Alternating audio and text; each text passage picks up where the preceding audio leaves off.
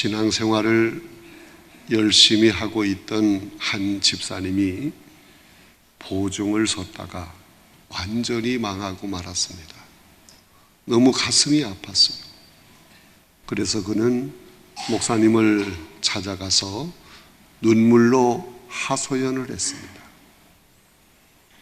집사님의 딱한 사정 이야기를 다 들은 목사님은 그 집사님에게 이렇게 말을 했습니다.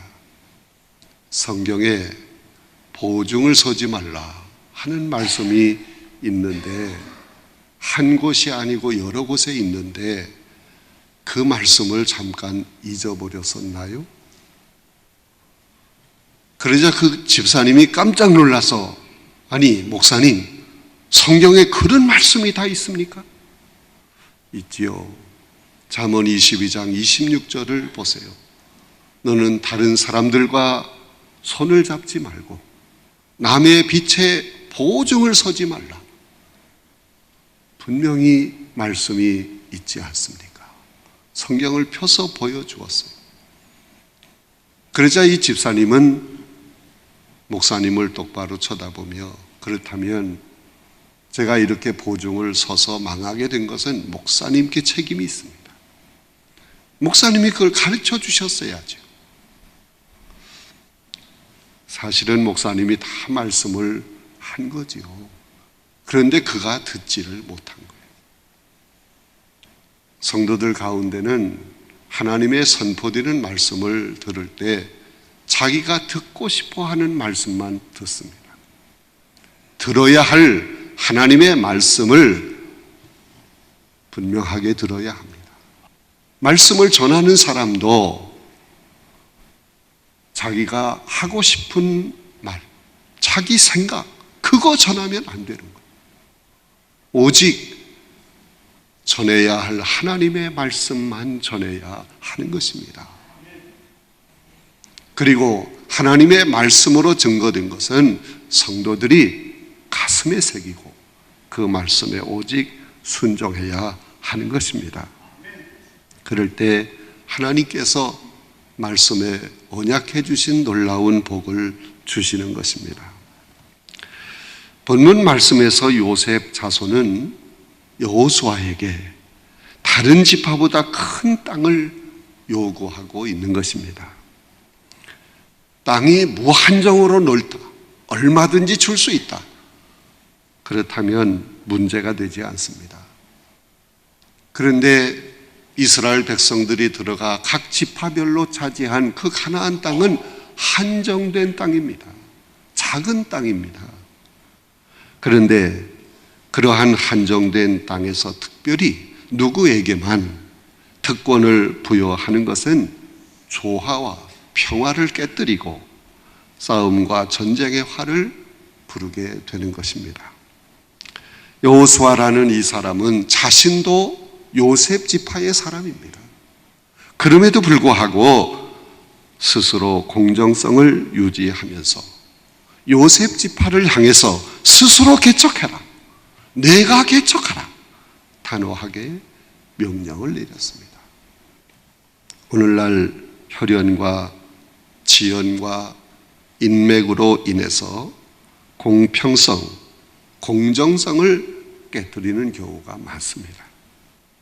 특권과 예외가 너무 많아서 큰 혼란을 일으키고 전체에 손해와 화를 주는 경우가 많이 있습니다. 어디에 치우치지 아니하며 스스로 개척하라 하는 이 말씀의 의미를 바로 알아야 합니다. 스스로 개척하라. 제목의 말씀처럼 그렇게 살아야 되는데 스스로 개척하라는 이 말씀이 주는 의미가 무엇입니까? 첫째는 나만을 위한 욕심을 버려야 한다 하는 말씀입니다. 14절 말씀을 보면 요셉 자손이 여호수아에게 말하여 이르되 여호와께서 지금까지 내게 복을 주심으로 내가 큰 민족이 되었거늘 당신이 나의 기업을 위하여 한 제비 한 분깃으로만 내게 주심은 어찌함입니까? 라는 말씀이 있습니다. 요셉 자손이라고 하면 요셉의 두 아들 에브라임과 므낫세를 얘기하는 거예요. 이들은 각기 한 지파로 인정을 받았어요. 그런데 에브라임과 므낫세 지파는 그 자만심이 대단했어요. 요셉으로 인해서 이스라엘이 큰 민족을 이루었기 때문에 요셉의 두 아들을 각기 한 지파들로 인정해 준 것입니다.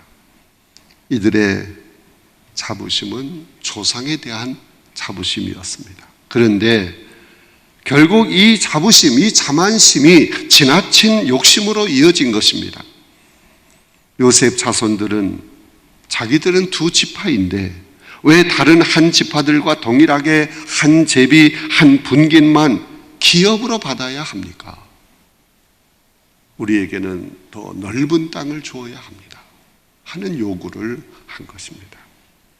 실제로 그 당시 요셉 자손의 두 지파의 인구는 합해봐야 6만 명이 되지 않았습니다.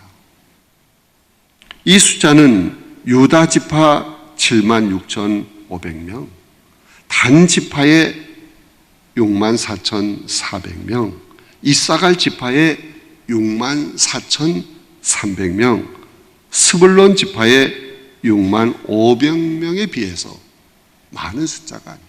오히려 더 작습니다. 그리고 요셉의 아들 두 지파가 분배받은 땅은 요단 서편의 중심부로서 비록 산지가 좀 있다고 하지만 그렇게 높지 않은 산입니다. 그리고 그 땅은 가장 비옥한 양질의 옥토 땅이었습니다. 그럼에도 불구하고 요셉 자손들은 자신들이 받은 땅은 작다는 거예요. 우리는 두 지파가 아니냐? 그런데 왜 한 분깃, 한 제비를 뽑아서 우리에게 땅을 줍니까? 이것은 잘못된 욕심이었습니다. 그러나 신앙의 삶을 살아가게 될 때 절대로 물질을 무시할 수는 없어요. 성경 66권으로 되어 있는데 그 장수는 1189장입니다. 절수는 3만 절이 넘습니다. 이 말씀들 가운데 믿음이라는 이 단어, 믿음이라는 단어가 몇 번이 나오겠습니까? 272번이 나옵니다. 그러면 사랑이라는 이 단어는 몇 번이 나오겠습니까? 570번이에요. 그러면 하나님은 물질에 대해서는 얼마나 많은 말씀을 하셨을까? 믿음이나 사랑보다 많을까 아니면 적을까? 믿음이나 사랑보다 물질에 대한 말씀이 훨씬 더 많습니다. 하나님은 돈과 소유와 재물과 부에 대한 말씀을 무려 2350번이나 하신 것입니다. 복음서에서 보면 예수님께서 비유의 말씀을 많이 하셨는데 36개의 비유 말씀 가운데 16개가 돈과 물질의 비유입니다. 예수님도 물질에 대한 말씀을 많이 하셨어요.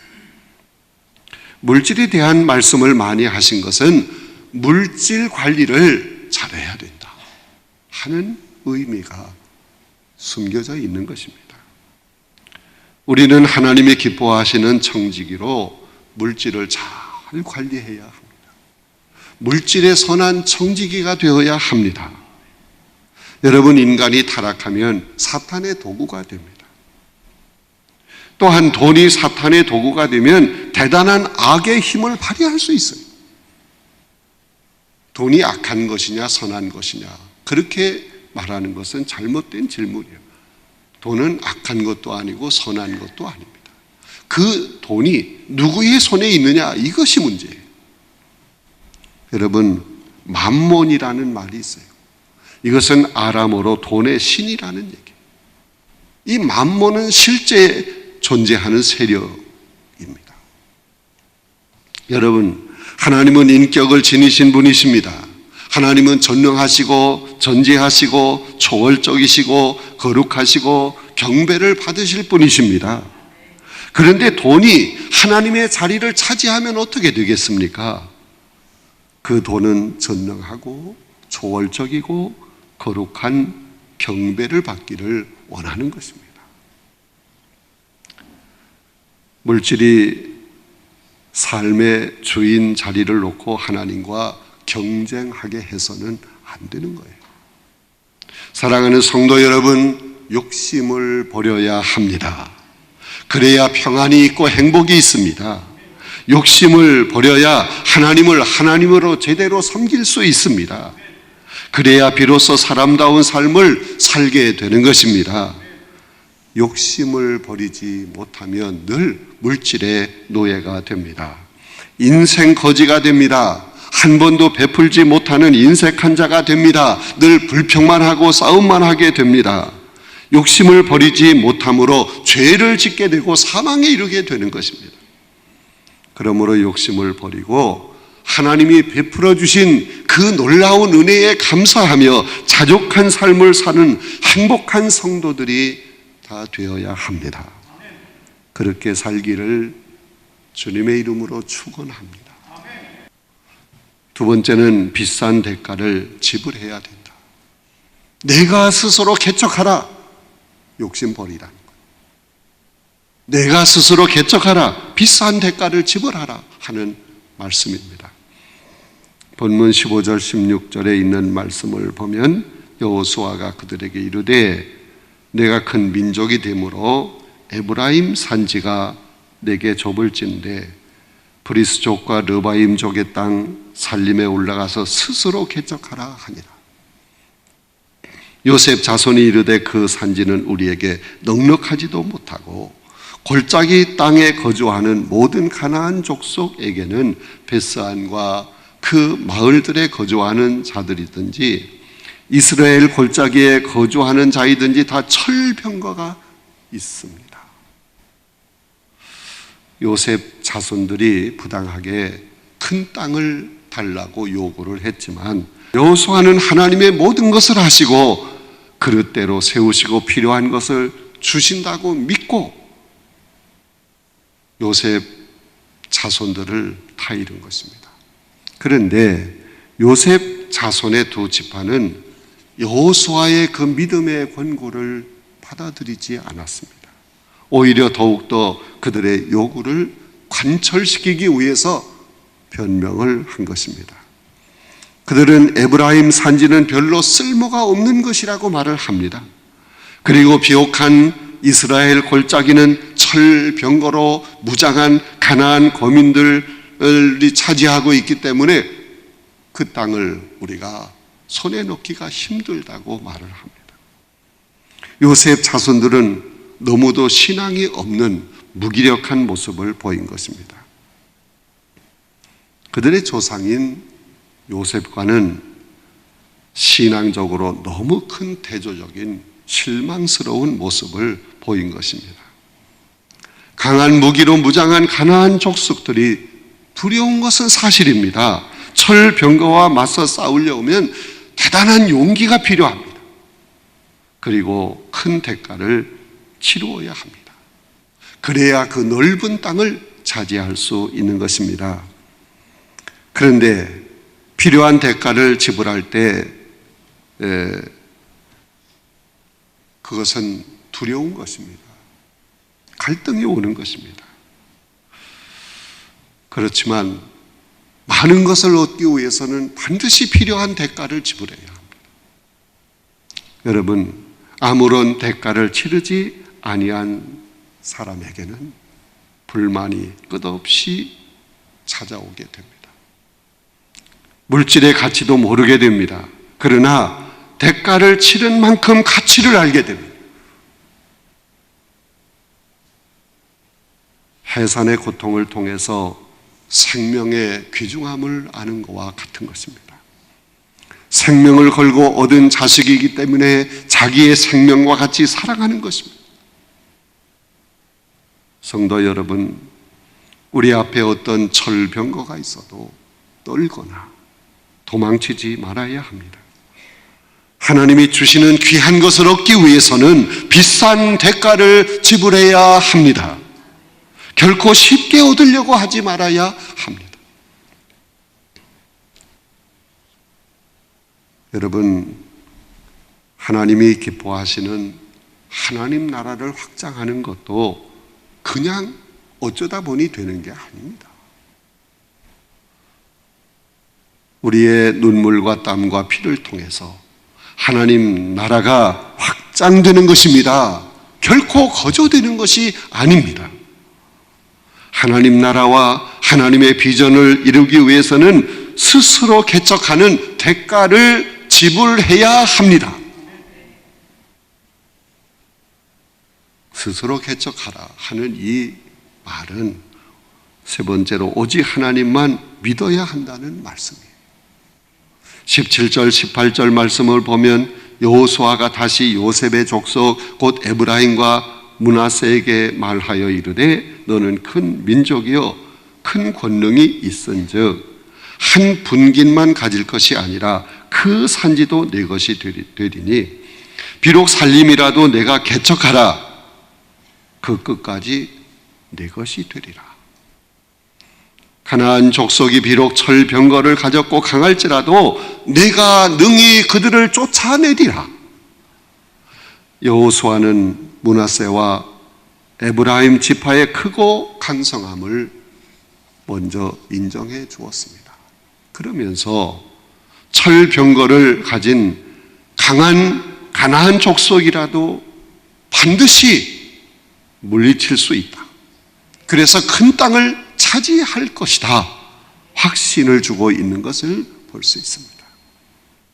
여호수아는 그들에게 하나님을 믿는 신앙이 있기 때문에 반드시 승리할 것이라고 말한 것입니다.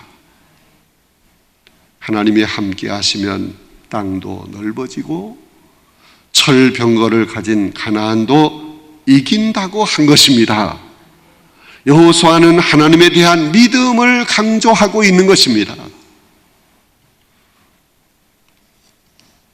스펜서 존슨이라고 하는 사람이 쓴 책이 있습니다.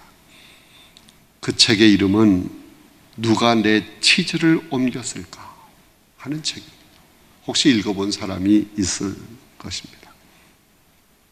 거기에 나오는 주인공은 2마리의 생쥐와 2명의 꼬마 인간입니다. 이 넷은 행복의 치즈를 찾아서 여행을 떠나게 되는데 천신만고 끝에 치즈 창고를 발견한 것입니다. 그들은 마냥 행복해하고 좋아했습니다. 그런데 쌓인 치즈를 즐기는 사이에 아예 거기에 안주하게 되었습니다. 그러는 사이에 치즈가 점차 사라져 간다는 것을 까맣게 잊어버리고 있었습니다. 평생 행복을 주는 치즈와 함께 살 줄 알았는데 어느 날 그 많던 치즈가 다 사라져 버린 거예요. 이것은 내가 안주해 있던 직장이 어느 날 잃게 된다 하는 뜻으로 해석을 해야 하는 거예요. 사랑에 깊이 빠져서 그 사랑 속에서 마냥 행복을 누릴 줄 알았는데 어느 날 사랑이 식어지고 건강이 내 곁에서 떠나가고 돈이 배신을 하고 친구가 내게 원망하면서 내 곁을 떠난다 하는 뜻의 이야기인 것입니다. 소위 실패의 자리에 빠지게 된다는 뜻인 것입니다. 그 책에서 2마리의 생쥐는 떠나간 치즈에 연연하지 않고 다음 치즈를 향해 새로운 도전을 시작했습니다. 그리고 한 꼬마는 며칠 동안 고민하다가 다시 다른 치즈를 찾기 위해 떠났습니다. 그 길은 쉬운 길이 아니었습니다. 넘어지기도 했습니다. 때로는 피를 흘려야 했습니다. 고독에 울어야 했습니다. 그러나 마침내 도전하고 또 도전해서 커다란 치즈 창고를 발견하게 되었습니다. 나머지 한 꼬마는 빈 창고에 웅크리고 앉아서 넋두리를 합니다. 행복을 주던 그 많던 치즈가 다 어디로 갔을까? 분석하기 시작합니다. 누가 내 치즈를 훔쳐갔을까? 두리번거리기 시작했습니다. 나는 최선을 다했는데 하면서 허탈감과 좌절감에 빠져들기 시작했습니다. 이웃과 세상을 향해서 불평과 원망하기 시작했습니다. 하나님을 향하여 원망의 입술을 열기 시작했습니다. 마침내 그는 실패로 인생을 마감하고 말았습니다. 그런데 새 치즈 창고를 발견한 한 꼬마는 그가 가는 인생길에서 발견했던 진리들을 다음에 찾아오는 사람들을 향해서 전하였습니다. 그가 전한 내용이 뭡니까? 변하지 않으면 살아남을 수가 없습니다. 새로운 세계에 대한 두려움을 없앤다면 성공의 길은 반드시 당신 앞에 열려지게 될 것입니다. 치즈 냄새를 부지런히 맡다 보면 치즈가 상해가고 있음을 빨리 느낄 수 있을 것입니다. 새로운 치즈를 마음속에 그리며 영상을 그리며 살아가는 행복의 치즈를 향해 도전할 수 있는 용기가 생겨나게 될 것입니다. 사라져버린 치즈에 대한 미련을 빨리 떨쳐버릴수록 새 치즈를 향해 새롭게 도전할 수 있을 것입니다. 실패의 창고에 웅크리고 앉아있는 것은 무익한 것입니다. 환경과 함께 자신도 변해야 합니다.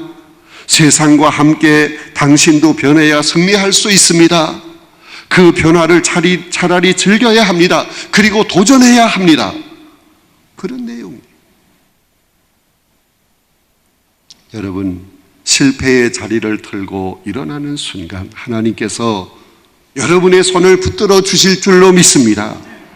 한 번의 실패를 영원한 실패인 것처럼 낙담하지 말아야 합니다. 절대로 주저앉아 포기하지 말아야 합니다. 일어서야 합니다. 다시 새로운 도전을 해야 합니다. 특별히 여러분을 구원하신 그 하나님의 구원은 절대로 실패하는 법이 없습니다. 여러분을 향해 만들어 놓으신 하나님의 아름다운 계획은 절대로 중단되지 않습니다. 능력과 사랑의 하나님을 믿어야 합니다. 하나님을 의심하지 말고 하나님을 크게 믿어야 합니다. 바로 그 하나님을 믿고 기도하며 헌신해야 합니다. 반드시 가나안 땅을 정복하고 큰 땅을 차지하는 날이 올 줄로 믿습니다. 그런 사람에게 하나님은 모든 것을 더하여 주실 줄로 믿습니다. 사랑하는 성도 여러분, 이 시대를 개척해 나가기 위해서 우리는 말씀으로 충만해야 합니다. 스스로 개척하라는 하나님의 음성의 귀를 기울여야 합니다. 그리고 욕심을 버려야 합니다. 나 자신만을 위하는 욕심 버려야 합니다. 그리고 대가를 지불해야 합니다. 하나님을 믿어야 합니다. 하나님은 그런 사람에게 반드시 승리의 복을 주실 줄로 믿습니다. 스스로 개척하라. 이 말씀의 의미를 깊이 생각해야 합니다. 욕심을 버려라. 비싼 대가를 지불하라. 오직 하나님만 믿어라. 그러면 넓은 땅을 차지할 수 있다. 하나님이 주시는 엄청난 놀라운 은혜와 복을 받을 수 있다. 이런 확신을 가지고 오늘도 내일도 도전하는 여러분의 삶이 꼭 될 수 있기를 간절히 바랍니다.